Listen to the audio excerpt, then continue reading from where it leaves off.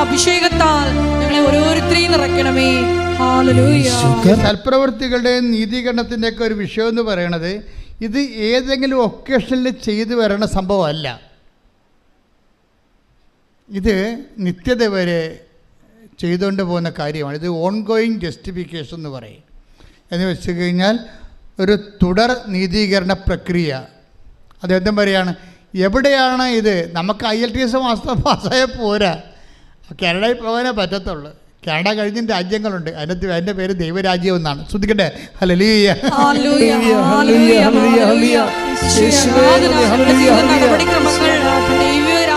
അവസാന നീതീകരണം ലഭിക്കണവരെ ഒരു ആത്മാവ് അസ്വസ്ഥമായിരിക്കും. സത്യമായ ദൈവത്തെ കണ്ടെത്തിയ മനുഷ്യരെ അവസാനത്തെ നീതീകരണം കിട്ടുന്നത് എപ്പോഴാണ്? 25:34. അനന്തരം രാജാവ് തന്റെ വലതുഭാഗത്തുള്ളവരോട് അരുളി ചെയ്യും, എന്റെ പിതാവിനാൽ അനുഗ്രഹിക്കപ്പെട്ടവരെ, വരുവിൻ. ലോകസ്ഥാപനം മുതൽ നിങ്ങൾക്കായി സജ്ജമാക്കിയിരിക്കുന്ന രാജ്യം അവകാശപ്പെടുത്തുവിൻ. ഇതാണ് ലാസ്റ്റ് ജസ്റ്റിഫിക്കേഷൻ. നിങ്ങൾക്കായി ഒരുക്കിയിരിക്കുന്ന രാജ്യം അവകാശപ്പെടുത്താൻ പറയണത് വരെ we are in the process of justification. നീതികണ്ഠത്തിൻ്റെ പ്രോസസ്സാണ്. അച്ഛൻ എന്താ ഇങ്ങനെ പറയണമെന്ന് ചോദിച്ചു കഴിഞ്ഞാൽ, നിങ്ങളൊരു ഒക്കേഷണൽ ജസ്റ്റിഫിക്കേഷന് വേണ്ടി കുറച്ച് സൽപ്രവൃത്തികൾ ഇപ്പം ചെയ്യുകയാണ്. ഇതിനകത്ത് വരുന്നവർ ഇതുകൊണ്ട് ഉടമ്പടി ലാഗ് ചെയ്യണതിൻ്റെ കാരണം, 1, നിങ്ങൾ ഇതുകൊണ്ട് അവസാനിപ്പിക്കാൻ പോകുന്ന ദൈവത്തിന് അറിയാം. 2, നിങ്ങളിത് ചെയ്യണ ദൈവസ്നേഹത്തോടെ അല്ല. അപ്പം പിന്നെ ഇത് ഓവർകം ചെയ്യാനുള്ള മാർഗം എന്താണ്? ദൈവത്തോട് നേരത്തെ മുൻകൂർ ജാമ്യം പറയണം. ഞാൻ ഇതുകൊണ്ട് ക്രിസ്തീയ ജീവിതം അവസാനിപ്പിക്കത്തില്ല, ഞാൻ ദൈവസ്നേഹത്തോട് മാത്രമേ എൻ്റെ ജീവിതം ചെയ്യത്തുള്ളൂ. പക്ഷേ ഇങ്ങനെ നൗ ആൻഡ് ദെൻ ആയിട്ടൊരു വ്യക്തിക്ക് അത് ഐഡിയലല്ല. നൗ ആൻഡ് ദെൻ, അപ്പോഴും ഇപ്പോഴൊക്കെ ആയിട്ട് കുറച്ച് സൽപ്രവൃത്തികൾ ചെയ്ത് അത് ഫങ്ഷനായിട്ട് മാറ്റാം. പക്ഷേ മിഷനായിട്ടാണിത് വരേണ്ടത്. എന്താ കാര്യം വെച്ച് കഴിഞ്ഞാൽ, നാം ഇപ്പം ക്രിസ്തീയ ജീവിതം യോഹന്നാന്റെ സുവിശേഷം 14:15 എടുത്ത് ശ്രദ്ധിക്കട്ടെ. ഹല്ലേലൂയ, ഹല്ലേലൂയ, ഹല്ലേലൂയ, ഹല്ലേലൂയ, ഹല്ലേലൂയ. യേശുവേ നന്ദി, ഹല്ലേലൂയ, ഹല്ലേലൂയ. യേശുവേ സ്തുതി. 14:15. യോഹന്നാൻ 14:15. നിങ്ങൾ എന്നെ സ്നേഹിക്കുന്നുവെങ്കിൽ, നിങ്ങൾ എന്നെ സ്നേഹിക്കുന്നുവെങ്കിൽ എന്റെ കൽപ്പന പാലിക്കും. അടുത്ത വചനം വായിച്ചേ. ഞാൻ പിതാവിനോട് അപേക്ഷിക്കുകയും എന്നേക്കും നിങ്ങളോട് കൂടെ ആയിരിക്കാൻ മറ്റൊരു സഹായകനെ അവിടുന്ന് നിങ്ങൾക്ക് തരികയും ചെയ്യും. അപ്പൊ ഈ കാര്യങ്ങളെല്ലാം 14:15 അനുസരിച്ചാണ് ചെയ്യേണ്ടത്. എന്താണ്? ദൈവസ്നേഹത്തോടെയാണ് ചെയ്യേണ്ടത്. അങ്ങനെ ദൈവസ്നേഹത്തോട് ചെയ്തു കഴിഞ്ഞാൽ ക്രിസ്തു നമ്മളിൽ വസിക്കുന്നത് അവൻ്റെ ആത്മാവോട് കൂടിയായിരിക്കുമെന്നാണ് കർത്താവിൻ്റെ വെളിപ്പെടുത്തൽ, വചനത്തിൻ്റെ വെളിപ്പെടുത്തൽ. പ്രാർത്ഥിക്കുക. കർത്താവായ ദൈവമേ, അപ്പോഴും ഇപ്പോഴും നല്ല പ്രവൃത്തികൾ ചെയ്യുന്ന കാര്യം കാണാനുള്ള കാര്യപരിപാടിയേക്കാൾ സത്യസന്ധമായി ജീവിതം സുവിശേഷ സ്നേഹത്താൽ ദൈവസ്നേഹത്തോടെ പുനഃക്രമീകരിച്ചുകൊണ്ട് കൃപയിൽ നിറയുവാൻ വളരുവാൻ എന്നെ അഭിഷേകം ചെയ്യട്ടെ. ദിവ്യകാരുണ്യത്തിന് നിങ്ങൾക്കറിയാവോ ഇന്ന് എന്തുമാത്രം ആൾക്കാരാണ് മാതാവിന് സംസാരിക്കണം. അവിടെ പ്രാർത്ഥന തന്നെ സ്നേഹത്തിൻ്റെ സംസാരമാക്കി മാറ്റി. അപ്പോൾ അവിടെ ദൈവസ്നേഹം കൂടി ലവ് ലെവൽ വർദ്ധിപ്പിച്ചു. ഇത് ഉടമ്പടി പെട്ടെന്ന് കത്താനുള്ളൊരു മാർഗ്ഗമാണിത്. എന്താണ്? നിങ്ങളുടെ ലവ് ലെവൽ വർദ്ധിപ്പിക്കണം. ലവ് ലെവൽ വർദ്ധിപ്പിക്കുമ്പോൾ ഒരു കുഴപ്പമുണ്ട്. എന്താ പ്രശ്നം? നിങ്ങളുടെ വെറുപ്പ്, വിദ്വേഷം, പക, ചതി, അഹങ്കാരം, മുൻകോപം, കലഹം, ഭിന്നത, അതെല്ലാം മാറ്റേണ്ടി വരും. പക്ഷെ അതെല്ലാം മാറ്റേണ്ടി വരുമെന്ന് പറയുമ്പോഴേ നിങ്ങൾക്കറിയാമല്ലോ, ക്രിസ്തുവിൻ്റെ വചനങ്ങൾ, ചില വചനങ്ങൾ അച്ഛൻ പറഞ്ഞിട്ടുണ്ട് ഭയങ്കര കഠിനമാണെന്ന്, അല്ലേ? ക്രിസ്തുവിൻ്റെ വചനങ്ങൾ കഠിനമാണ്. കഠിനമല്ല സംഭവം എന്ന് വെച്ച് കഴിഞ്ഞാൽ ദൈവസ്നേഹം ഇല്ലാതെ ചില വചനങ്ങളെ ക്രാക്ക് ചെയ്യാൻ പറ്റത്തില്ല. കാര്യം ഇതിനകത്ത് ദൈവത്തെ കാണണ്ടേ. ഇപ്പം നിന്നോട് ചണ്ട കൂടി നിൻ്റെ ഉടുപ്പ് കരസ്ഥമാക്കാൻ ഉദ്യമിക്കുന്നവന് അവനിൽ പോലും അവനെന്താ കൊടുക്കേണ്ടത്? മേലെങ്കി കൂടി കൊടുക്കാൻ. കാര്യം എന്താണ്? ഇവനെ ക്രിസ്തുവായിട്ടാണ് നമ്മൾ കാണേണ്ടത്. മനസ്സിലായി? ക്രിസ്തുവിൻ്റെ വേറെ എന്നെ വിശുദ്ധിയിൽ വളർത്താൻ, എന്നെ കൃപയിൽ ഉയർത്താൻ ക്രിസ്തു വേറെ ഒരു വേഷമായി എന്നെ പരിപാലിക്കുകയാണ്. ഇത് ഭയങ്കരമാണ്. ഇതുകൊണ്ടാണ് നീ ശത്രുവിനെ പോലും ഐഡൻറ്റിഫൈ ചെയ്യണമെന്ന് പറയണത് അല്ലേ? അങ്ങനെ വചനമില്ലേ? ശത്രുവിനെ സ്നേഹത്തെക്കുറിച്ച് പറയുമ്പോൾ ശ്രദ്ധിക്കട്ടെ മക്കളെ, ശ്രദ്ധിക്കട്ടെ. ഹല്ലേലൂയ ഹല്ലേലൂയ ഹല്ലേലൂയ ഹല്ലേലൂയ ഹല്ലേലൂയ ഹല്ലേലൂയ യേശുവേ നന്ദി. ഹല്ലേലൂയ ഹല്ലേലൂയ ഹല്ലേലൂയ ഹല്ലേലൂയ ഹല്ലേലൂയ ഹല്ലേലൂയ. അയൽക്കാരനെ സ്നേഹിക്കുക, പറഞ്ഞേ, അയൽക്കാരനെ സ്നേഹിക്കുക, ശത്രുവിനെ ദ്വേഷിക്കുക, ശത്രുവിനെ ദ്വേഷിക്കുക എന്ന് പറഞ്ഞിട്ടുള്ളത് നിങ്ങൾ കേട്ടിട്ടുണ്ടല്ലോ. എന്നാൽ ഞാൻ നിങ്ങളോട് പറയുന്നു, ശത്രുക്കളെ സ്നേഹിക്കുവിൻ, നിങ്ങളെ പീഡിപ്പിക്കുന്നവർക്ക് വേണ്ടി പ്രാർത്ഥിക്കുവിൻ, അങ്ങനെ നിങ്ങൾ നിങ്ങളുടെ സ്വർഗസ്ഥനായ പിതാവിന്റെ മക്കളായി തീരും. ഇതൊരു ഭയങ്കര ഗോസ്പൽ മെക്കാനിസമാണ്. ദൈവത്തിൻ്റെ ലക്ഷ്യം എന്താണ്? നിങ്ങളെ സ്വർഗസ്ഥനായ പിതാവിൻ്റെ മക്കളാക്കുകയാണ്. അല്ലാതെ അവരോട് ക്ഷമിച്ചിട്ട് നാണം കെടുക്കുക എന്നുള്ളതിലാണ് നിങ്ങൾ പ്രാധാന്യം കൊടുക്കുന്നത്. ഇല്ലേ? നമ്മളെ തന്തയ്ക്ക് വിളിച്ച് എൻ്റെ അടുത്ത് പോയി നമ്മൾ പിന്നെ അങ്ങോട്ട് ക്ഷമിക്കാനല്ല പറഞ്ഞിരിക്കണത്. അപ്പോൾ നമ്മൾ ഓർക്കുന്നത് എന്ത് പരിപാടി, അവൻ പിന്നെയും നമ്മൾ കളിയാക്കത്തില്ലേ? അപ്പോൾ നമ്മളെ മാനുഷികതയാണ് നമ്മൾ അവിടെ അഡ്രസ്സ് ചെയ്യണത്. ക്രിസ്തു നമ്മുടെ മാനുഷികത അല്ല അഡ്രസ്സ് ചെയ്യണത്. എന്താ പറയണത്? നിങ്ങളെ അങ്ങനെ ചെയ്താൽ നിങ്ങൾ ദൈവരാജ്യത്തിൻ്റെ മക്കളായി മാറുമെന്നാണ്. എന്താ പ്രശ്നം വെച്ച് കഴിഞ്ഞാൽ നമ്മുടെ ലവ് ലെവൽ വർദ്ധിപ്പിക്കാൻ വേണ്ടി ഒരു ശത്രുവിൻ്റെ വേഷം കൊണ്ട് ദൈവം വരികയാണ്. ദൈവം തന്നെയാണത്. മനസ്സിലായില്ലേ? അത് വളരെ ശ്രദ്ധിച്ചാൽ മനസ്സിലാകും. ആധ്യാത്മിക ജ്ഞാനം വേണം ഈ വിഷയത്തിൽ. വെച്ചാൽ നമ്മളെ ദൈവ പൈതലാക്കാൻ വേണ്ടി എന്താ ചെയ്തത്? ദൈവം എന്ത് വേഷം കെട്ടാനും തയ്യാറാണ്. അതിലൊരു വേഷമാണ് ശത്രുത എന്ന് പറയണത്. നിങ്ങൾ ചണ്ട കൂടുന്ന വേഷം. ചിലപ്പോൾ അതിൻ്റെ അകത്ത് ജ്ഞാനപരമുള്ളവൻ. അതുകൊണ്ടാണ് ക്രിസ്തു മിണ്ടാതിരിക്കും എപ്പോഴും കുരിശിൽ പോരും. എന്താ കാര്യം? ഇതെല്ലാം പിതാവാണെന്ന് ഈശോയ്ക്ക് അറിയാമായിരുന്നു. ഈ കുരിശിലുള്ള പീഡകളെല്ലാം പിന്നിലെല്ലാം പിതാവിൻ്റെ പാപത്തിന് പരിഹാരം ചെയ്യാൻ തന്നോട് ആവശ്യപ്പെട്ടുകൊണ്ട് പിതാവിൻ്റെ അദൃശ്യമായ സാന്നിധ്യം ഇതിൻ്റെ പിന്നിലുള്ളത് കൊണ്ടാണ് അവൻ കൊല്ലാൻ പോകുന്ന കുഞ്ഞാടിനെ പോലെ മൗനനായിരുന്നത്. ശ്രദ്ധിക്കട്ടെ. ഹല്ലേലൂയ ഹല്ലേലൂയ ഹല്ലേലൂയ യേശുവേ നന്ദി. ഹല്ലേലൂയ ഹല്ലേലൂയ ഹല്ലേലൂയ ഹല്ലേലൂയ ഹല്ലേലൂയ. പരിശുദ്ധ പരമ ദിവ്യകാരുണ്യത്തിന് എന്നേരവും ആരാധനയും സ്തുതിയും പുകഴ്ചയും ഉണ്ടായിരിക്കട്ടെ. എന്താണ് ഇങ്ങനെ പറയാൻ കാരണമെന്ന് ചോദിച്ചു കഴിഞ്ഞാൽ അതിൻ്റെ കാരണം എന്താണ്? എനിക്ക് വിശന്നു, എനിക്ക് ദാഹിച്ചു, നിങ്ങളിലേക്ക് കുടിക്കാൻ തന്നു. അപ്പോൾ അവരോട് ചോദിക്കും, അവർ ഈശോയോട് ചോദിക്കും, നിന്നെ എപ്പോഴാണ് വിശക്കുന്നതിനെ കണ്ടത്? എൻ്റെ ഏറ്റവും എളിയവനിൽ നീ കൊടുത്തപ്പോൾ എനിക്ക് തന്നെയാണ് ചെയ്തു തന്നത്. അപ്പോൾ ഈ ശത്രുവിനെ നമ്മൾ സ്നേഹിക്കുമ്പോൾ ഈ ശത്രുതയല്ല ഏറ്റവും കൂടുതൽ എന്നെ ഹർട്ട് ചെയ്യണത്. അപ്പോൾ അതിനെ അതിലംഘിച്ചുകൊണ്ട് ഞാൻ ദൈവസ്നേഹം കൊടുക്കുമ്പോൾ ഞാൻ ദൈവപൈതലായിട്ട് ഗ്രേഡറ്റ് ചെയ്യുകയാണ്. എന്താ കാര്യം? നിത്യത കണ്ടുകൊണ്ടാണ് വചനങ്ങളെല്ലാം കഠിനമാക്കി വെച്ചിരിക്കുന്നത്. നിത്യതയുടെ ഒരു വാട്ടർ മാർക്ക് എല്ലാ വചനങ്ങളിലും ഉണ്ട്, പ്രത്യേകിച്ച് കടുപ്പമുള്ള വചനങ്ങളിൽ. വെളിപാട് 22:11 അനീതി ചെയ്തിരുന്നവൻ പറഞ്ഞേ, അനീതി ചെയ്തിരുന്നവൻ ഇനിയും അനീതി ചെയ്തു കൊള്ളട്ടെ. കൈയടിച്ച് ചെയ്തു കൊള്ളട്ടെ. എങ്ങനെയുണ്ട് പരിപാടി? കേട്ടോ കേട്ടോ കേട്ടോ. ബൈബിള് തീരാൻ പോകുകയാണ്.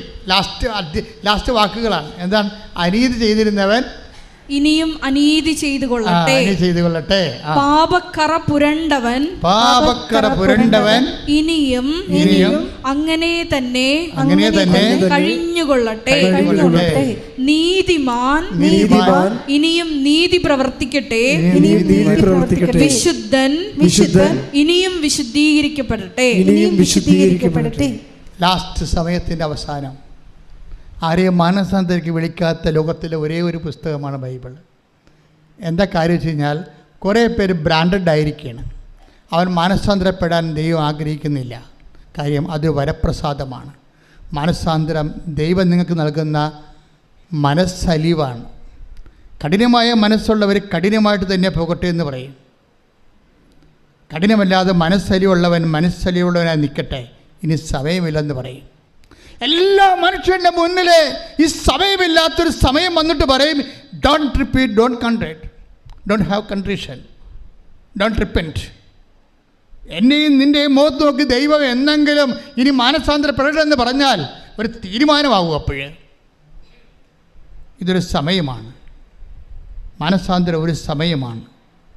ഹൃദയത്തിൻ്റെ അലിവ് ഞാൻ എപ്പോഴും ഓർക്കുകയും ഒരു ലേവ്യ പുരോഹിതൻ ബൈബിള് കഥ പറയുമ്പോൾ കർത്താവ് അതിൻ്റെ അകത്ത് ഞാൻ പറഞ്ഞില്ലേ നിത്യതയുടെ വാട്ടർ മാർക്ക് തന്നെ വെക്കുക.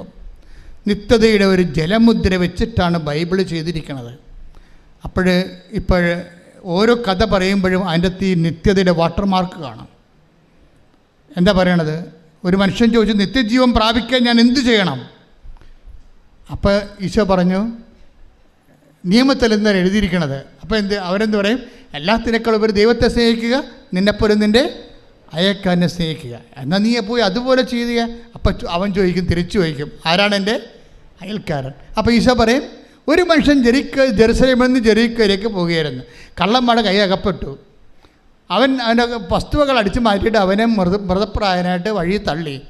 ആ വഴിക്കൊരു ലെവയം പോയി, ആ വഴിക്കൊരു പുരോഹിതൻ പോയി. രണ്ട് കക്ഷികളും ആൾക്കാരുമായിട്ട് ബന്ധപ്പെട്ട പാർട്ടിയാണ്. ലെവയനാനുസരി അവരിൽ നിന്നാണ് പുരോഹിതനുണ്ടാകുന്നത്.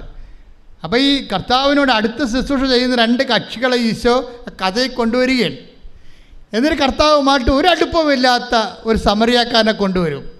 വ്യത്യാസം എന്താണെന്ന് ചോദിച്ചു കഴിഞ്ഞാൽ, ഈ രണ്ട് കക്ഷികളും എണ്ണയുമായിട്ട് കൈകാര്യം ചെയ്യുന്ന ആൾക്കാരാണ്. പുരോഹിതൻ എണ്ണയുമായിട്ട് കൈകാര്യം ചെയ്യുന്ന സദോക്ക് പുരോഹിതനാണ്. സോളമനെ എണ്ണ ഒഴിച്ച് വാഴിച്ച ആളാണ്. പുരോഹിതന് എണ്ണ കൈകാര്യം ചെയ്യേണ്ട ആളാണ്. ലെവയ പുരോഹിതനും അൽത്താറ എണ്ണ കൈകാര്യം ചെയ്യുന്ന ആളാണ്. പക്ഷേ ഈ രണ്ട് കക്ഷികളുടെ എണ്ണയില്ല. ഇനി ദൈവവുമായിട്ട് ബന്ധമില്ലാത്തൊരു മനുഷ്യന് എണ്ണയും കൊണ്ട് വരുന്നുണ്ട്. അവൻ്റെ പേരെന്താണ്? സമറിയക്കാരൻ. അവനിവനെ കണ്ടു, അടുത്ത് ചെന്നു എന്ന് ബൈബിൾ എന്നിട്ട് പറയും, അവൻ്റെ മനസ്സലിഞ്ഞു വന്നു. ശ്രദ്ധിക്കട്ടെ.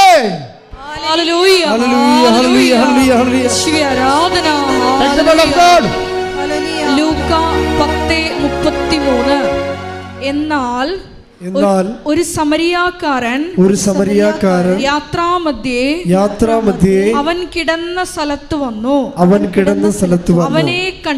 അവനെ കണ്ട് മനസ്സലിഞ്ഞ് അടുത്തു ചെന്ന് എണ്ണയും വീഞ്ഞും ഒഴിച്ച് അവന്റെ മുറിവുകൾ വച്ചുകെട്ടി തന്റെ കഴുതയുടെ പുറത്ത് കയറ്റി ഒരു സത്രത്തിൽ കൊണ്ടുചെന്ന് പരിചരിച്ചു. എൻ്റെ മക്കളെ, ഉടമ്പടി എടുത്തുകൊണ്ട് നിങ്ങൾ രോഗികളെ കാണുന്നു, പക്ഷെ മനസ്സറിയാതെ കാണാൻ പറ്റുമോ? മനസ്സിലായില്ല? ഈ ഉടമ്പടി എടുത്തുകൊണ്ട് നിങ്ങൾ രോഗികളെ കാണുന്നു, അതുപോലെ തന്നെ ഓർഫണേജിൽ പോകുന്നു, വൃദ്ധസദനത്തിൽ പോകുന്നു, അവിടെ ഉടുപ്പലക്കുന്നു, പക്ഷേ എങ്ങനെയെങ്കിലും ദൈവം ഒന്ന് പ്രസാദിച്ച് എനിക്ക് ആ PR ഒന്ന് കിട്ടിയാൽ മതി. അതാണ് വിഷയം. അതിനകത്ത് വരുന്ന വിഷയം ഇതാണ്. പക്ഷെ അതിന് വേണ്ട കണ്ടന്റ് എന്താണ്? ഈ മനസ്സലിവാണ്. പ്രാർത്ഥിക്കുക, കർത്താവേ എനിക്ക് ഉടമ്പടി പ്രകാരം ദൈവസ്നേഹത്തോടെ എല്ലാ ദീനക്കാരിലും അങ്ങേ കാണുമ്പോൾ മനസ്സലിയാൻ എന്നെ സഹായിക്കണം. മനസ്സലിവ് ആദ്യം ഉണ്ടായത് ആർക്കാണ്? ഈശോയ്ക്കാണ്. ജനത്തെക്കൂട്ടത്തെ കണ്ടപ്പോൾ അതിന് അനുകമ്പ തോന്നി. ശ്രദ്ധിക്കട്ടെ. ഹല്ലേലൂയ. മത്തായി 9:36. ജനക്കൂട്ടങ്ങളെ കണ്ടപ്പോൾ യേശുവിന് അവരുടെ മേൽ അനുകമ്പ തോന്നി. പിന്നെ പ്രശ്നം വെച്ച് കഴിഞ്ഞാൽ ഈ അനുകമ്പ, മനസ്സലിവ്, ഒരു സൽപ്രവൃത്തിയെ ക്രിസ്തുവിൻ്റെ കൃപാപര പ്രവൃത്തിയാക്കി മാറ്റുന്നത് ക്രിസ്തുവിൻ്റെ മനസ്സിൻ്റെ നിലവാരം സ്വീകരിക്കുമ്പോഴാണ്. അപ്പോൾ മാത്രം നമുക്ക് താഴെ വരാൻ പറ്റത്തുള്ള. മനസ്സിലായില്ലേ? ഒരു സൽപ്രവൃത്തി കൃപാവര പ്രവൃത്തി ആക്കണത് അത് ചെയ്യുമ്പോൾ ക്രിസ്തുവിൻ്റെ മനസ്സിൻ്റെ നിലവാരത്തിലേക്ക് നമ്മുടെ മനസ്സ് നിലവാരപ്പെടുമ്പോഴാണ് ശരിക്കും. അപ്പം അതറിയണമെങ്കിലേ എന്ത് ചെയ്താലും ഇപ്പം ഞാൻ നിങ്ങളെ പത്രവും കൊടുത്ത് വിടും, ഭയങ്കര ഓരോരുത്തർ പറയും. അതായത് ലോകം മുഴുവൻ സുവിശേഷം ക്രിസ്തുവിനെ കൈമാറുന്ന സഭയിലെ ഏറ്റവും വലിയ ഒരു സംരംഭമാണിത്. ഇത് വെറുതെ കിട്ടിയൊന്നുമല്ല. 4 വയസ്സ് മുതൽ ഈ കക്ഷിയുടെ പുറകെ നടന്ന് കിട്ടിയതാ. എങ്ങനെയാണ് ദൈവമേ സുവിശേഷ വേല ചെയ്യേണ്ടത്, അതിന് പട്ടക്കാരനായ പറ്റുമെന്ന് എനിക്കൊരു ബോധം ഉണ്ടായിരുന്നു 10ാം ക്ലാസ്സിലേക്ക് പഠിക്കുമ്പോഴൊക്കെ. അതിനുശേഷം പട്ടക്കാരനായതിനു ശേഷവും പിന്നെയും ബാക്കി കർത്താവെ സുവിശേഷ വേലയെക്കുറിച്ച് പിന്നെയും എനിക്ക് ഇതല്ല, ഈ ശങ്കരാചാര്യ പറഞ്ഞ പോലെ നേതി ഇതല്ല ഇതിൻ്റെ അപ്പുറത്തുണ്ടെന്ന്. അങ്ങനെ അപ്പുറത്തുള്ളതിനെ അന്വേഷിച്ചപ്പോഴാണ് കർത്താവ് നമ്മളെ ഉടമ്പടി വരെ എത്തിയത്. നിങ്ങളിന്ന് എന്തുമാത്രം പ്രേക്ഷിതരാണ് ഉള്ളത്. പക്ഷേ പ്രേക്ഷിതരെ അറിയേണ്ട ഒരു കാര്യമുണ്ട്. ഒരു പത്രം കൊണ്ടൊരു മനുഷ്യൻ്റെ മുമ്പിലേക്ക്, ഒരു ഓട്ടോറിക്ഷക്കാരൻ്റെ മുമ്പിലേക്ക്, അല്ലെങ്കിൽ ഒരു ഓഫീസിലേക്ക് ചെല്ലുമ്പോൾ അവിടെ നിങ്ങളെ തന്തക്ക് വിളിക്കുമെന്ന് ആദ്യമേ നിങ്ങൾ കരുതണം. കാര്യം അവർക്ക് അവിടെ നിന്ന് തന്തക്ക് വിളിക്കാതിരിക്കുന്നത് ആരായിരിക്കും? അവരായിരിക്കല്ലേ, ക്രിസ്തു തന്നെയായിരിക്കും. പോരെ, പണിയായം. കാര്യം വചനം അങ്ങനെയല്ല പോണത്. നിങ്ങളെ ഉപദ്രവിക്കുന്നവരിൽ ആരെ കാണുമെന്നാണ് പറയണത്? ക്രിസ്തുവിനെ കാണണം. എന്നിട്ട് എന്താ കാണണത്? ഈ മനോഭാവം സ്വീകരിച്ചുകൊണ്ട് നിങ്ങൾ എളിമപ്പെടണം. അല്ലാതെ അവരെയും തന്തക്ക് വിളിച്ചിട്ട് പോരരുത്. മനസ്സിലായില്ലേ? അതുകൊണ്ടാണ് യേശു ക്രിസ്തുവിൻ്റെ മനോഭാവം. Take the word of God. ഫിലിപ്പിയർ 2:6 ശ്രുതികട്ടെ. ഹല്ലേലൂയ ഹല്ലേലൂയ ഹല്ലേലൂയ ഹല്ലേലൂയ. യേശുവേ ആരാധന ആരാധന ആരാധന. യേശുവേ നന്ദി. ഹല്ലേലൂയ. ഫിലിപ്പി 2:5 മുതലുള്ള തിരുവചനങ്ങൾ. യേശുക്രിസ്തുവിനുണ്ടായിരുന്ന ഈ മനോഭാവം പറഞ്ഞ യേശുക്രിസ്തുവിനുണ്ടായിരുന്ന ഈ മനോഭാവം നിങ്ങളിലും ഉണ്ടാകട്ടെ. ദൈവത്തിന്റെ രൂപത്തിലായിരുന്നെങ്കിലും അവൻ ദൈവവുമായുള്ള സമാനത നിലനിർത്തേണ്ട ഒരു കാര്യമായി പരിഗണിച്ചില്ല. തന്നെ തന്നെ ശൂന്യനാക്കിക്കൊണ്ട് ദാസന്റെ രൂപം സ്വീകരിച്ച് മനുഷ്യരുടെ സാദൃശ്യത്തിൽ ആയിത്തീർന്ന് ആകൃതിയിൽ മനുഷ്യനെ പോലെ കാണപ്പെട്ടു. ഈ ആകൃതിയും മനുഷ്യനെ പോലെ ആയി കാണപ്പെട്ടു എന്നുള്ള മനുഷ്യാവതാരം തുടരുകയാണ്. എന്താ കാര്യം? പല മനുഷ്യന്മാരും നമ്മളോട് ക്രിസ്തുവിൽ വളരൂ എന്ന് പറഞ്ഞുകൊണ്ട് നമ്മളെ പീഡിപ്പിക്കുകയും ഞെരിക്കുകയും ചെയ്യും. അപ്പോൾ എന്ത് ചെയ്യണമെന്നാണ് പറയണത്? ബുദ്ധിയും ബോധമുള്ളവൻ ആഹ്ലാദിച്ചുല്ലസിക്കുവൻ. എന്താ കാര്യം? സ്വർഗ്ഗത്തിൽ നിങ്ങൾക്കുള്ള പ്രതിഫലം വലുതായിരിക്കും. ശ്രുതികട്ടെ. ഹല്ലേലൂയ. Take the word of God. ഹല്ലേലൂയ ഹല്ലേലൂയ ഹല്ലേലൂയ ഹല്ലേലൂയ. ലുക്കാ 6:35. എന്നാൽ നിങ്ങൾ ശത്രുക്കളെ സ്നേഹിക്കുവിൻ. തിരിച്ചു കിട്ടും എന്ന് പ്രതീക്ഷിക്കാതെ മറ്റുള്ളവർക്ക് നന്മ ചെയ്യുകയും വായ്പ കൊടുക്കുകയും ചെയ്യുവിൻ. അപ്പോൾ നിങ്ങളുടെ പ്രതിഫലം വലുതായിരിക്കും. നിങ്ങൾ അത്യുന്നതന്റെ പുത്രന്മാരായിരിക്കുകയും ചെയ്യും. മനുഷ്യർ നിങ്ങളെ അവഹേളിക്കുകയും വ്യാജമായ എല്ലാത്തരം കുറ്റങ്ങളും നിങ്ങളുടെ മേൽ ആരോപിക്കുകയും ചെയ്യുമ്പോൾ നിങ്ങൾ ആഹ്ലാദിച്ചുല്ലസിക്കുവിൻ എന്ന് പറഞ്ഞ് മനുഷ്യർ നിങ്ങളെ അവഹേളിക്കുകയും വ്യാജമായി എല്ലാ കുറ്റങ്ങളും നിങ്ങളുടെ മേൽ ആരോപിക്കുകയും ചെയ്യുമ്പോൾ ആഹ്ലാദിച്ചുല്ലസിക്കുവിൻ.